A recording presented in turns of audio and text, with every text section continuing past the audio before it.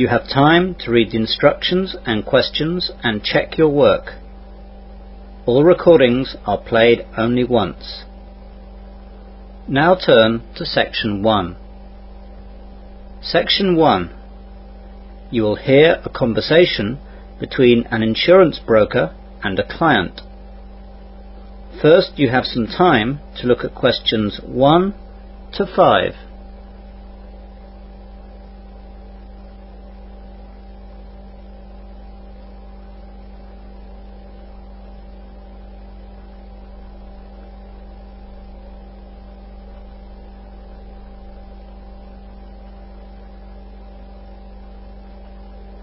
You will see that there is an example.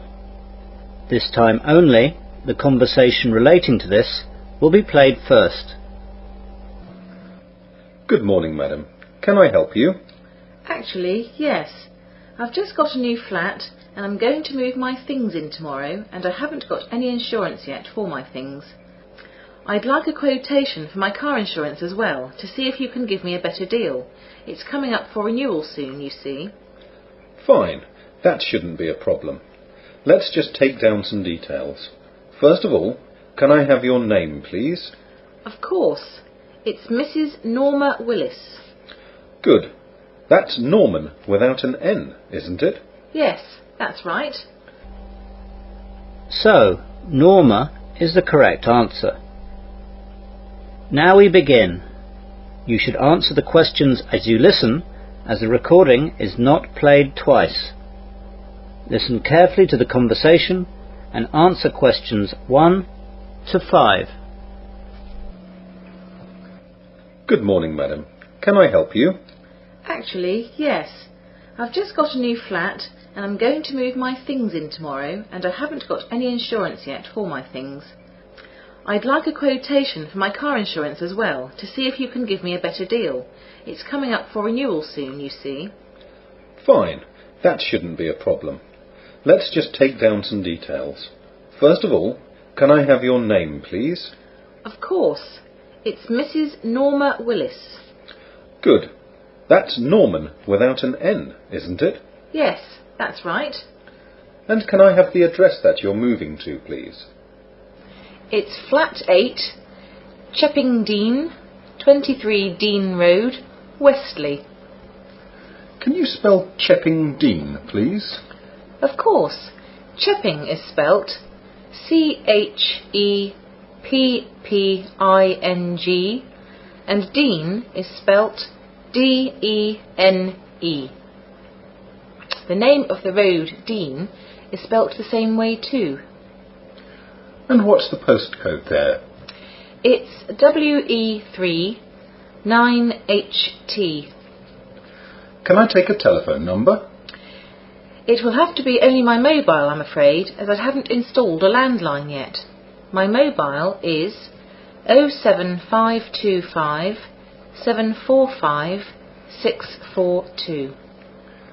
Let's look at the car insurance first, quickly. I need the model, age and engine size. It's a 4-year-old Toyota MR2 sports car. It has a 2-litre engine. Will it be parked in a garage, in a drive or in the road? At my present address, it's in the drive, but the flat that I'm moving into tomorrow has a garage provided, and tenants are not allowed to leave their cars in the visitor spaces, so it'll be garaged all the time. 2 more questions. The first is, do you have any no claims bonus? And the second is, do you have any driving convictions? I have 3 years no claims, but I had a claim for a new windscreen this year, and I don't know if that will affect it. No, that won't count. The no claims will stand. Good. As for convictions, I have 3 points for being caught speeding 2 years ago. Before the conversation continues, you have some time to look at questions 6 to 10.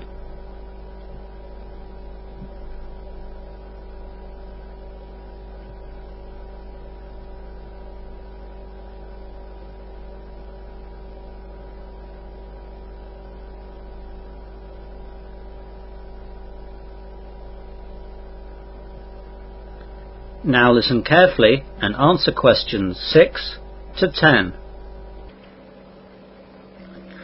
Right, let's have a look at the household stuff now, while the computer is checking rates for the car. So, what kind of flat is it? It's a 2-bedroom flat. Have you bought the flat, or are you renting? I'm just renting it.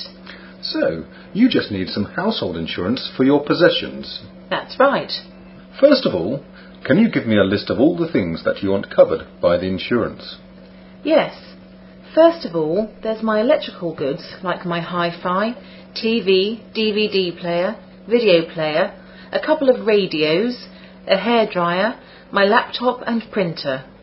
I've estimated all the values of the electrical goods.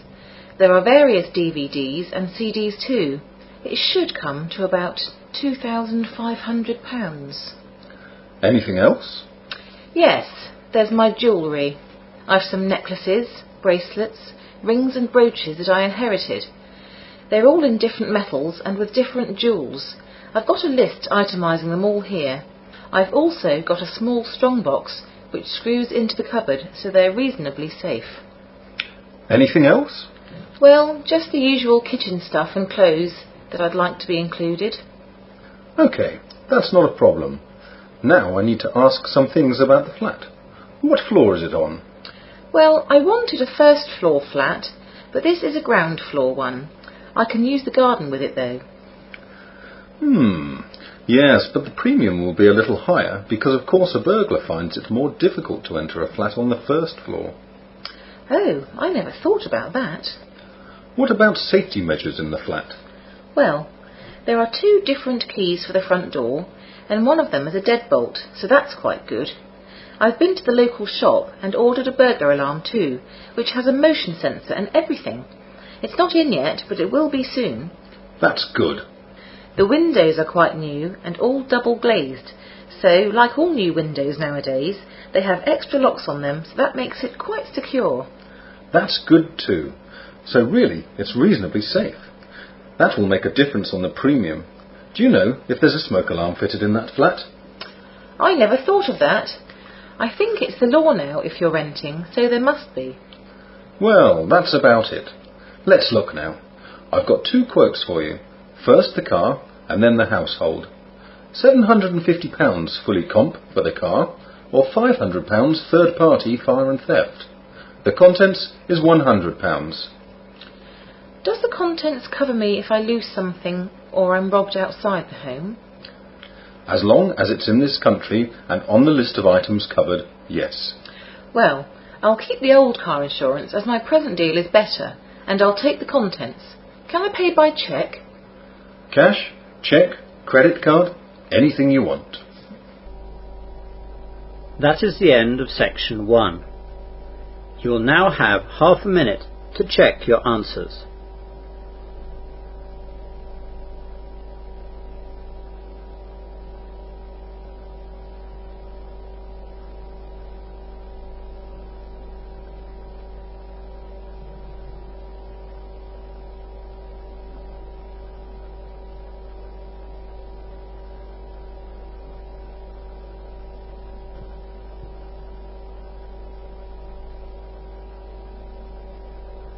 Now turn to section 2. Section 2. You will hear a residence manager giving a short question and answer session to new residents. First you have some time to look at questions 11 to 15.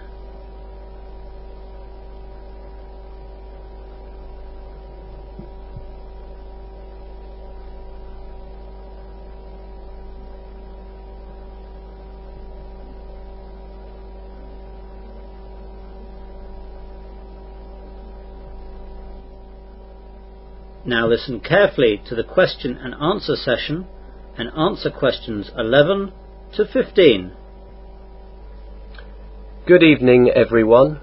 My name is Simon and I am the manager of this residence.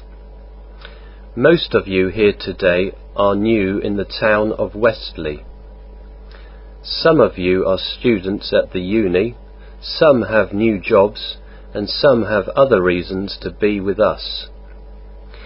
When we have lots of new people staying with us, I do one of these little question and answer sessions so that I can help you settle in.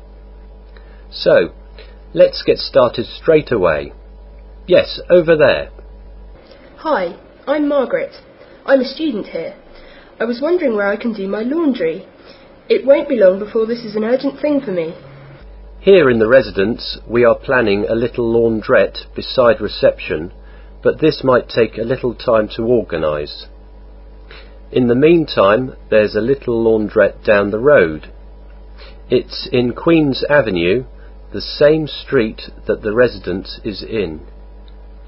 You go about 500 metres up the road in the opposite direction to the town centre, and it's on the right. They have plenty of machines and dryers, and there's a lady there called Betty who does service washes.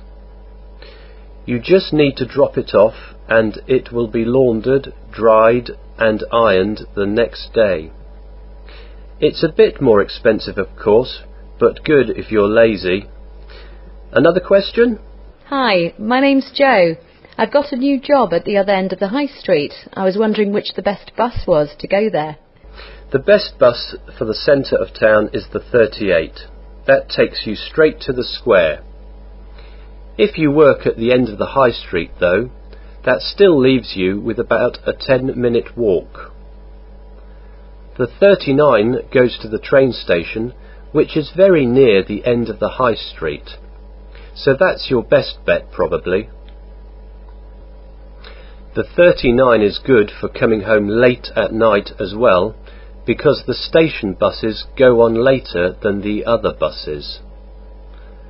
There's the 35 bus too for getting to the high street, but it goes to the near end of the high street and it's a good 20-minute walk after getting off. Anyone else? You there? I'm a student too. I'm new in the area and I have to register for my council tax. Do you know where I have to go to register? Yes, we get lots of people in your situation. You other students need to do this too. First of all, get the information sheet from the Students' Union, which has lots of guidelines on registering and the discounts you should get. The Students' Union is in Newbolt Street. I'm sure you know that. The actual putting your name on the list though should be done at the town hall, which is right next to the square. Some people are told that you can do it at the police station, but that's just the registration for non-UK nationals, not the council tax. You now have some time to look at questions 16 to 20.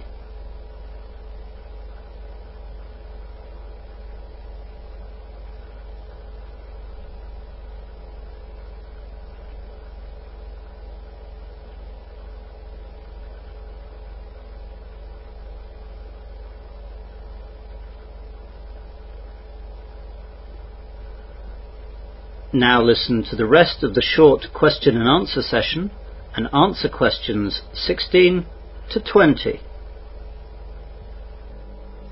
Any more questions? Come on, I'm sure you must have some more. Yes, I was wondering what we do in the case of a fire here at the residence. Well, the first thing to do is to raise the alarm by setting off the electric alarm system. Then, if the fire is not big, try and use the fire extinguishers that you'll find round the residence. If the fire is in any way large, just get out and go to the assembly point on the front lawn. Try not to go in the front or back car parks, as that's where the fire brigade will set up their stuff. You don't need to call the fire brigade, as our residence alarm is linked up to their system. Make sure you read the fire notices around so you know where the nearest fire escape is to your room. Don't panic and rush around. That gets people hurt. Just go briskly to the assembly point. Once every 6 months we have a fire drill, which is attended by someone from the fire service, to make sure we're up to scratch. One of these might be at night, so be ready. Hi everyone, I just wanted to ask what time the TV room closes for the night. It's just that my room is just across from it and I don't want to be kept awake all night. The usual cut-off time for the TV room is 11 p.m, though this is extended by 1 hour on Fridays and Saturdays. I know that some people want to watch late-night films, but then you'll just have to buy your own TVs for your rooms. If you do have a TV in your room, then please think of others and keep the volume down. We take a very dim view of people disturbing others in the residence. The same goes for the TV room itself. Just keep the volume levels down. Anything else from anybody? I've got a question too, actually. I've got a job that will get me back late in the evening, and I won't always be able to eat. Are there any good places nearby that deliver food? The quick answer is yes, there are lots of places. There is an Indian nearby. Fish and chips is sold in a shop that is funnily enough run by a Chinese family. There is a good Thai restaurant, a Mexican and an Italian pizzeria. They all deliver apart from the Mexican, but that's only 5 minutes walk away. All the telephone numbers are up on the residence notice board. The first time you order from each of them, just ask them to stick a menu into the bag and you'll build up a library in no time. Now, let me tell you about... That is the end of section 2. You will now have half a minute to check your answers.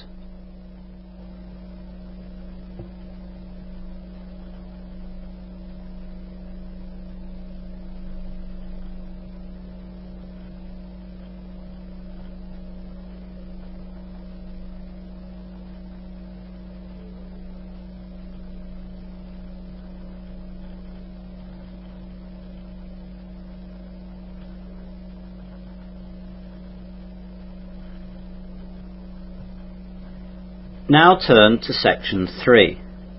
Section 3.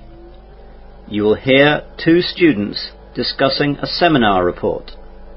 First, you have some time to look at questions 21 to 25.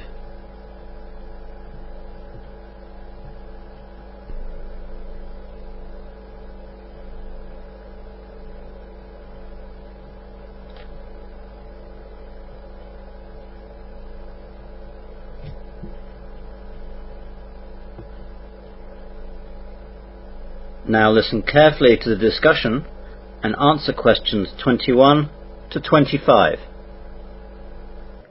Hi Adrian, what are you reading? Oh, hi Nick. It's just an article on Australian immigration. I'm doing a report on it next week in a seminar for Dr. Ronaldson. On immigration? That sounds exciting stuff. Yes, it's not really very exciting, but there are some interesting bits. Such as? Well, for example, did you know that immigration to Australia first started over 50,000 years ago, when the ancestors of Australian Aborigines arrived via Indonesia and New Guinea? I can't say I did know that the Aborigines arrived in that way. Exactly. It's not as boring as you might think. Well, do you want to run through some of your ideas? I'm not doing anything right now. That would be great, thanks. Fire away then. OK. Well, after the Aborigines, there was obviously a big gap until the next settlers arrived from London. Europeans began landing in the 1600s and 1700s, and the country was colonised by Britain in 1788. Weren't the first colonists just criminals transported by Britain? Britain certainly used the colony as a place to send their undesirables.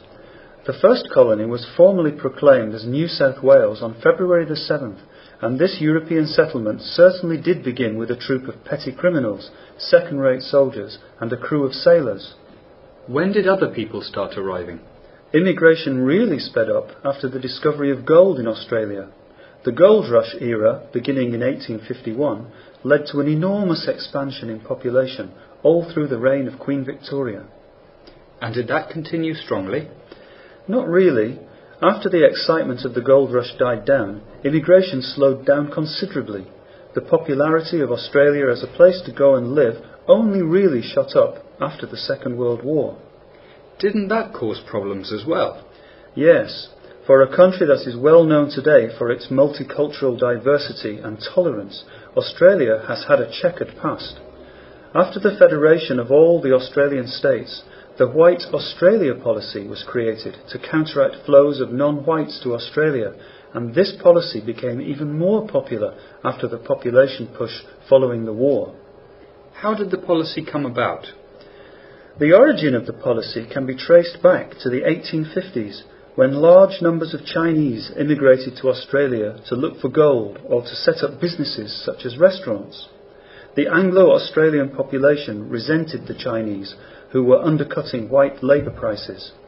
In response, the newly self-governing colonies introduced restrictions on Chinese immigration.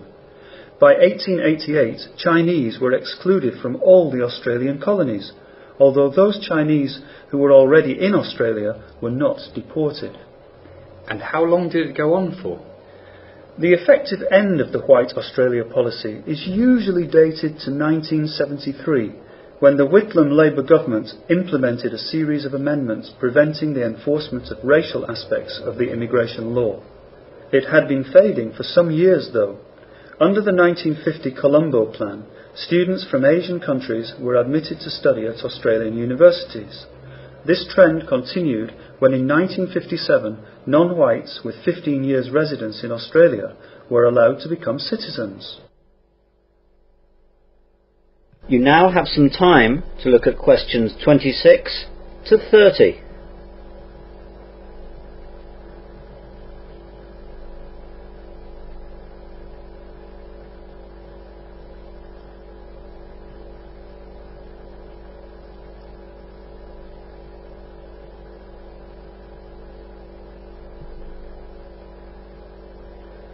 Now listen to the rest of the discussion and answer questions 26 to 30. What's immigration like today? I hear a lot about it in the news. Yes, it's become a very important issue in politics. There are currently 2 immigration programs that allow permanent migration to Australia. They are the Migration Program and the Humanitarian Program. What's the difference? To be accepted into Australia under the Migration Program, a person must be a skilled migrant or sponsored by a family member that already lives in Australia. The Department of Immigration says that the Migration Program for 2004-2005 has 120,000 places available for migrants, with a strong focus on attracting skilled people and people who agree to live in regional areas of Australia. What about the other program? What's it called again? The Humanitarian Program. It's designed for refugees and others in special humanitarian need. One component of the Humanitarian Program is the Offshore Resettlement Program, which assists people in humanitarian need overseas, for whom resettlement in another country is the only option. The other component is for those people already in Australia who arrived on temporary visas or in an unauthorised manner, and who claim Australia's protection. The Department of Immigration says that the size of the 2004 and 2005 humanitarian program is 13,000 places. What about illegal immigration? Do you know anything about that too? Just a bit. That's what I'm working on now. Illegal migrants under Australia's immigration laws are those who enter Australia without authority, overstay visas, work without appropriate approval, or have their visas cancelled. Australia's Migration Act in 1958 requires that all non-Australian citizens who are unlawfully in Australia be detained, and that unless they are given permission to remain in Australia, they must be deported as soon as is practical. Well, that sounds pretty good. I'm sure your presentation will be excellent. Thanks, I hope so. That is the end of section 3. You will now have half a minute to check your answers.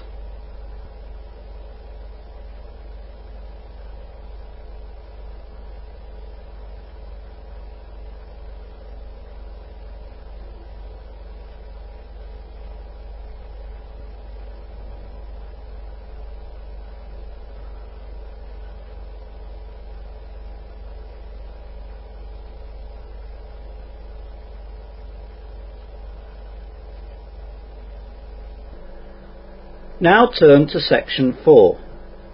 Section 4. You will hear part of an Earth Sciences lecture. First, you have some time to look at questions 31 to 36.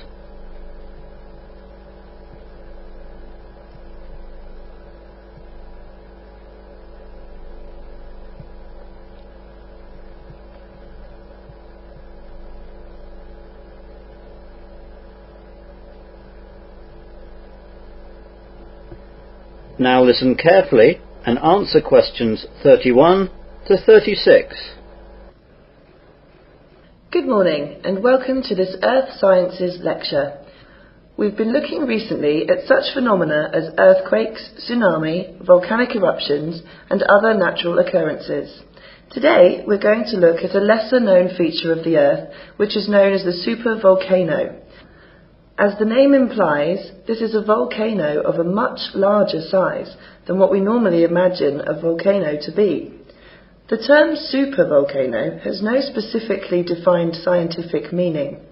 It is used to refer to volcanoes that have generated Earth's largest volcanic eruptions.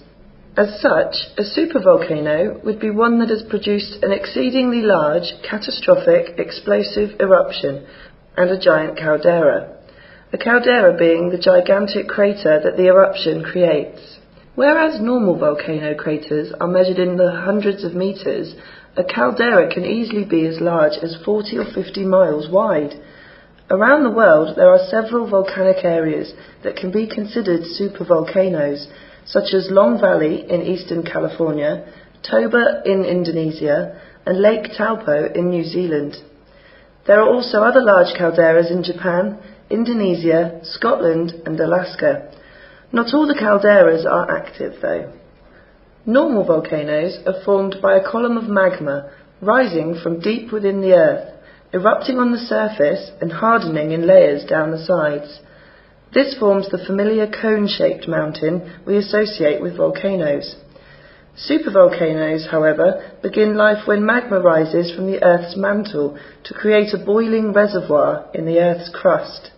This chamber increases to an enormous size, building up colossal pressure until it finally erupts. An explosion like this could send ash, dust and sulfur dioxide into the atmosphere, reflecting the sun's rays and creating a cold wave lasting several years. Crops in many areas would fail, and many species of animals and plants, including humans, would face extinction. The most recent caldera-forming eruption in the US was about 650,000 years ago in the northeast United States. During that eruption, ground-hugging flows of hot volcanic ash, pumice and gases swept across an area of more than 3,000 square miles. The eruption also shot a column of volcanic ash and gases high into the Earth's stratosphere. This volcanic cloud circled the globe many times and affected the Earth's climate by reducing the intensity of solar radiation reaching the lower atmosphere and surface. Fine volcanic ash that fell downwind from the eruption site blanketed much of North America. This ash layer is still preserved in deposits as far away as Iowa, where it is a few inches thick, and the Gulf of Mexico, where it is recognizable in drill cores from the sea floor. You now have some time to look at questions 37 to 40.